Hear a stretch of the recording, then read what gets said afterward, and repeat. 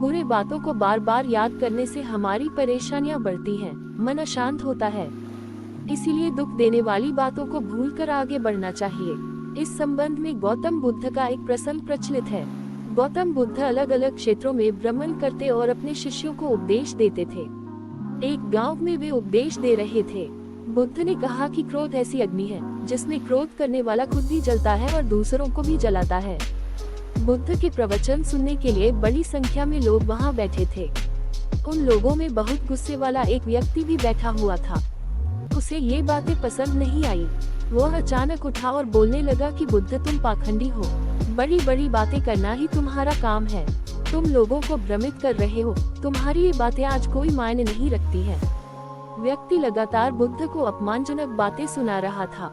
वहां बैठे सभी लोग ये देखकर हैरान थे कि बुद्ध ये सब शांति से सुन रहे थे, लेकिन कुछ बोल नहीं रहे थे। क्रोधी व्यक्ति बुद्ध को शांत देखकर और ज्यादा क्रोधित हो गया। वह बुद्ध के पास गया और उनके मुंह पर थूककर वहां से चला गया। घर पहुंचकर क्रोधी व्यक्ति का मन शांत हुआ तो उसे अपने किए पर बहुत पछतावा हुआ। वह बुद्ध से क्षमा मांगने पहुंचा, लेकिन उस गांव से बुद्ध पड़ोस के गांव के लिए निकल चुके थे। वह व्यक्ति बुद्ध को खोजते हुए दूसरे गांव में पहुंच गया। वहां व्यक्ति को जैसे ही बुद्ध दिखाई दिए, वह उनके चरणों में गिर गया और क्षमा मांगने लगा। बुद्ध ने उस व्यक्ति से पूछा, तुम कौन हो और क्षमा क्यों मांग रहे हो? उस व्यक्ति ने कहा, क्या आप भूल गए? मैंने कल आपके साथ बुरा व्यवहार किया था, आपका अपमान किया था। बुद्ध ने कहा, बीता हुआ कल मैं वही छोड़ आया हूँ और तुम अभी भी वही रुके हुए हो।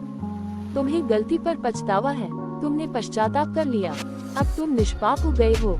बुरी बातें याद करते रहने से हमारा आज बर्बाद हो जाता है। इस आदत की वजह से भविष्य भी बिगड़ सकता है।